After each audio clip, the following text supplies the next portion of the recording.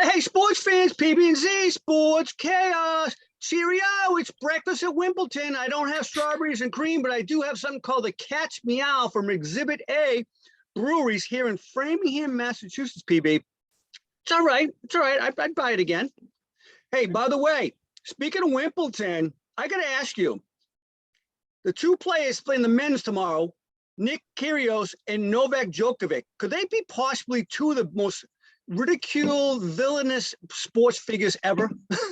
I don't know about ever. That's pretty strong, but Well, they're right maybe up there with Kyrie, probably, right? maybe currently. Okay. Yeah, Maybe okay, there you go. And sandwich Aaron Rodgers around those four. There you go. You got a real foursome. Hey, speaking of a little basketball, I mentioned Kyrie.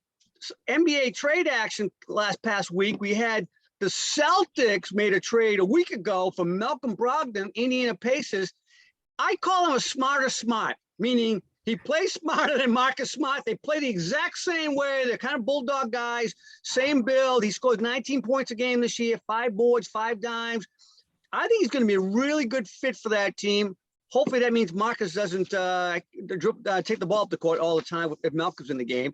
And this is a Bill Belichick move. They signed a guy named Dino Gallinari. Dino Gallinari is 6'10", not really plays inside. He's an outside guy, nice stroke. He's always killed the Celtics. I think he's played for 4 teams now. Every time he's played for them, he's always had big games against the Celtics. And I think that's why, a la Bill Belichick, they went out and got him to come off the bench and help the subs in the backup team. So we'll see. I think, PB, given what we saw against Golden State, the Celtics second liners, right? The backups, when they came in, that kind of hurt the team, right? Yeah, certainly can't hurt to strengthen your bench, especially for the Celtics. And I'd like to see, if that kid the smarter than smart can actually handle the ball smarter than smart and maybe provide some point guard play, I'd feel more confident because I felt like against Golden State especially, but I saw it throughout the year, just those errant passes, those errant dribbles, those, and those turnovers just killed them. So maybe that'll help in that area too. I agree. Hey, by the way, they drafted a kid in the second round named J.D. Davison from Alabama. Not a big name coming out of college, but he was a 5-star recruit going to Alabama. Supposedly the kid has got some serious hops. If you remember, he's like a D. Brown. Remember D. Brown, the dunk champion way back in the late 80s, right? So we'll see. Yeah. The other big news in the NBA before we get to NFC East talk, Minnesota traded 5 number ones and 5 players, including Patrick Beverly, Pat Bev, as he's commonly known as, to Utah for Rudy Gobert. 5 draft picks, 5 players.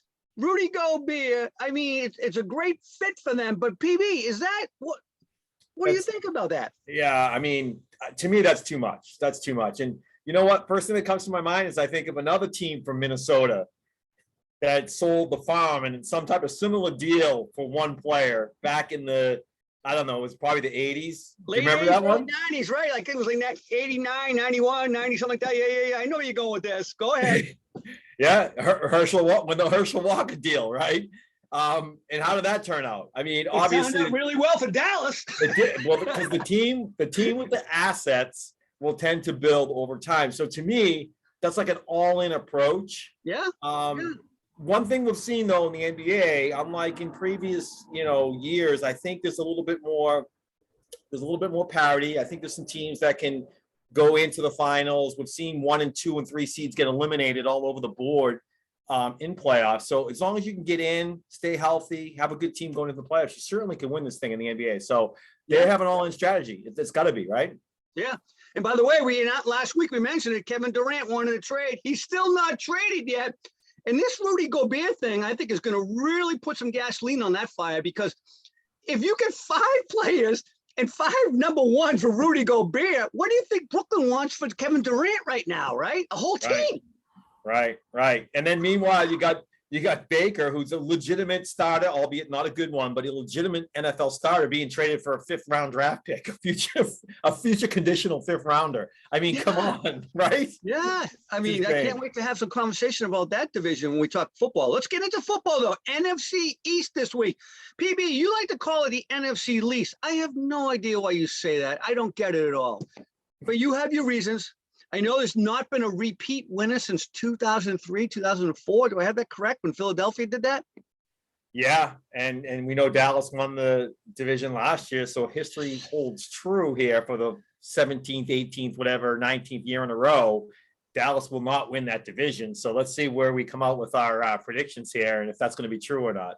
All right, let's start with my Cowboys. What do you All think? What do you have them doing? Well, let me just do this first. Let me just recap last year how we did. We did excellent. Yeah. The AFC South we nailed. We absolutely nailed that last year. For this division, we did okay, not great. You had Dallas at 9-8. I had them at 10-7. I thought that betting them over 9 was a good bet, and they finished 12-5. So we were both off a little bit. They did better than we expected. Philly, you had it 6-11. I had them at 4-13.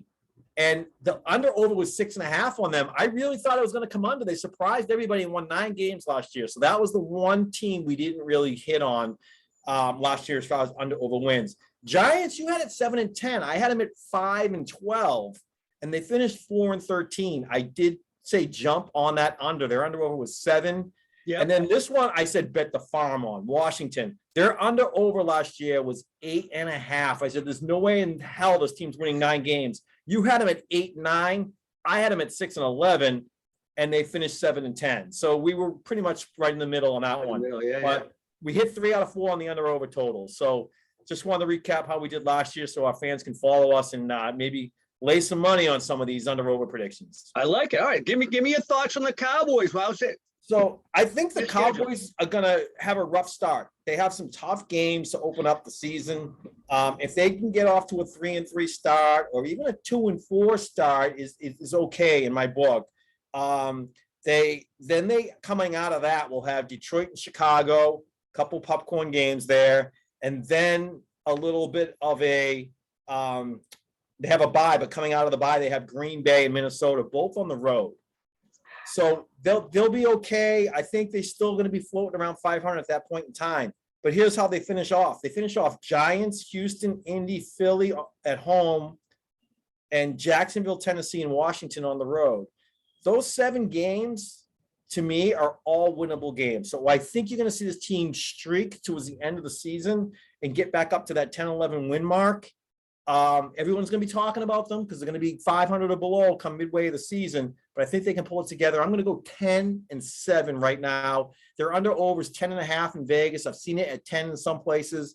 That's probably right spot on where I think they're going to finish. So 10-7.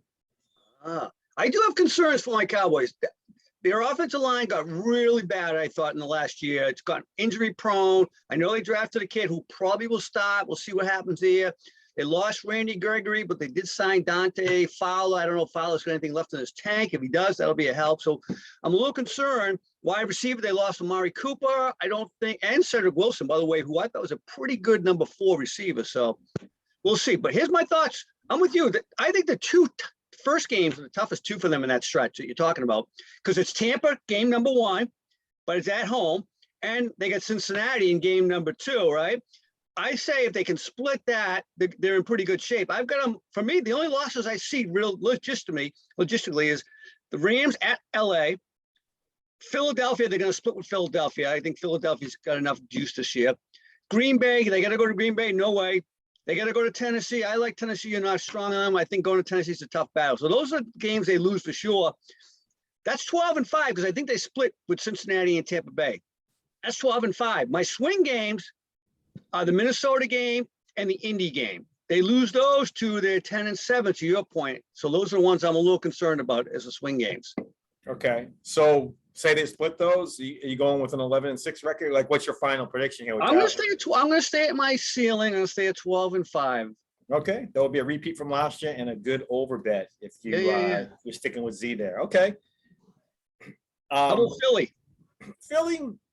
So they're in a little bit of a different situation. I think they open up a little bit with it. They have an overall easier schedule, right? Because they're not playing the first place schedule.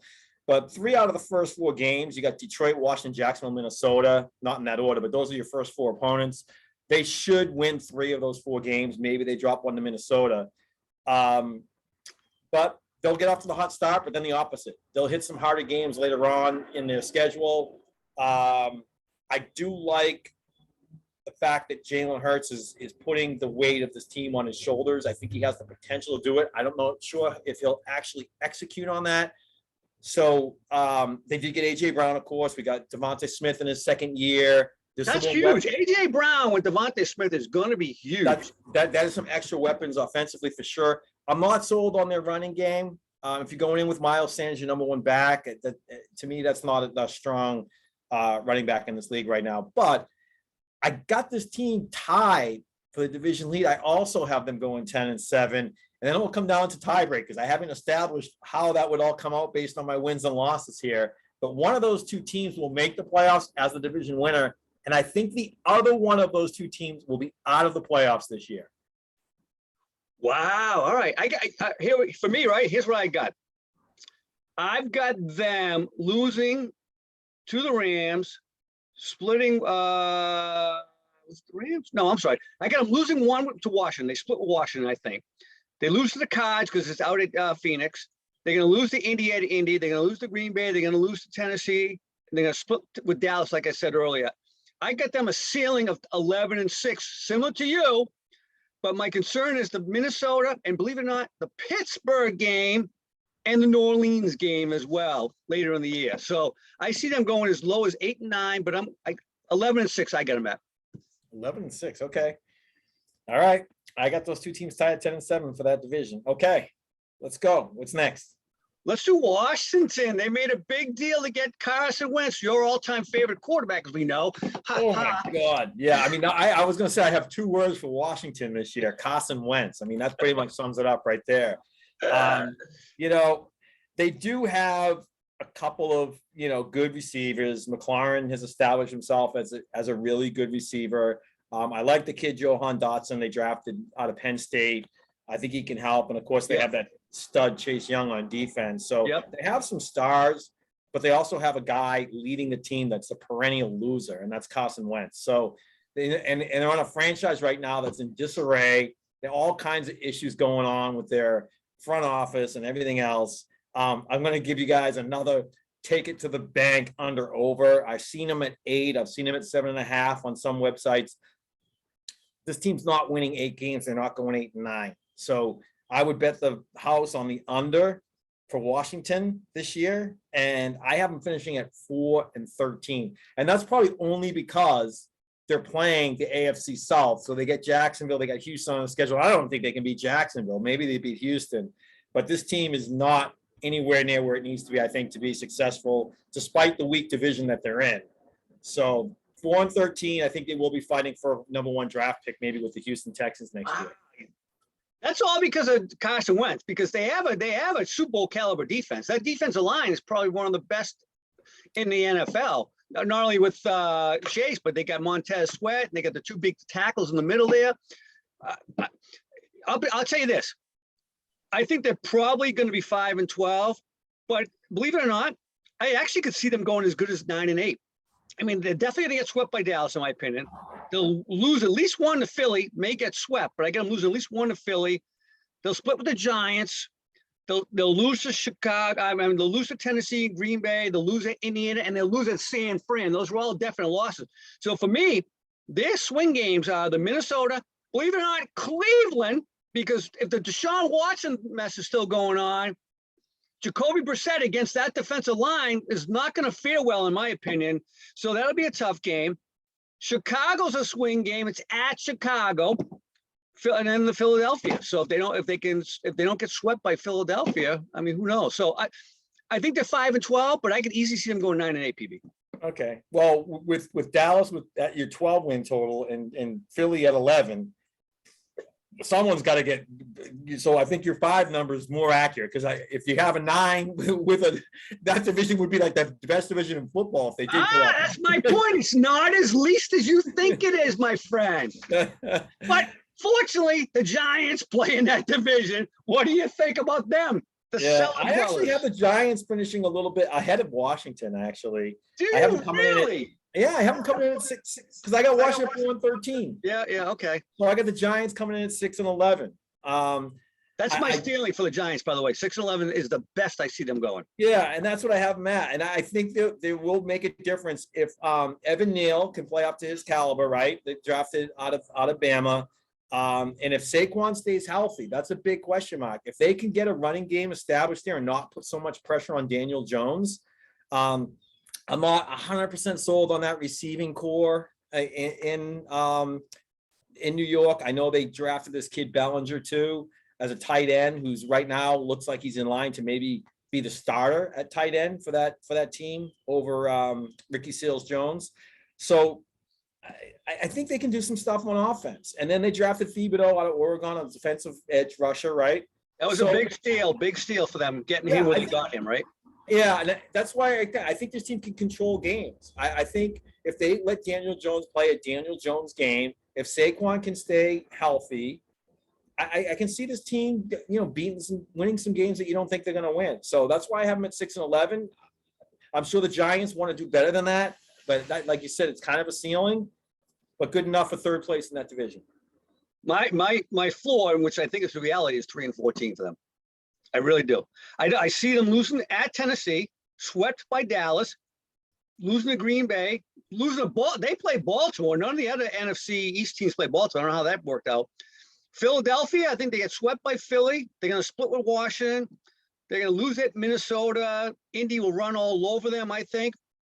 I think Seattle even will beat them. They have to go to Seattle. So that's always a tough game going out there, right, in that crowd. Yeah. And the swing games for them, for me, it's Carolina, Jacksonville, Chicago. Those are the games they got to win to get to your record you're predicting. Right. Yeah. Right.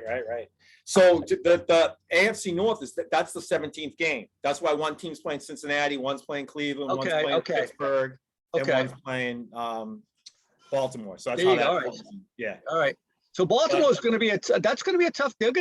Baltimore will handle these guys easily. So I think so too. But I think they find 6 wins. All right, we'll see, brother. We'll see. All right, that's our NFC East predictions. And your winner is, you said, was Philadelphia. I got Philadelphia and Dallas tied at 10-7. So I can't calculate the tiebreakers right now because it'd be too many scenarios. So whatever team comes out of the tiebreaker out of those two teams will make the playoffs. And I think the other one might be out. All right, my man. I like it. Who do you want to do next week? Well, we're gonna go back to the AFC. Right. So I don't know. What do you think? Want to go out west? AFC West? That'll be a fun one. Ooh, all right. We'll do AFC West next week. There you go. The one division that could have 4 playoff teams. Potentially. Yeah. That's a hot one. That could be one of the best divisions in the entire league. So it should be fun to do. All right. Well, enjoy your breakfast at Wimbleton. Have some strawberries and cream for me. I'll have a beer. Yeah. All right, take care. All right. See you, my man.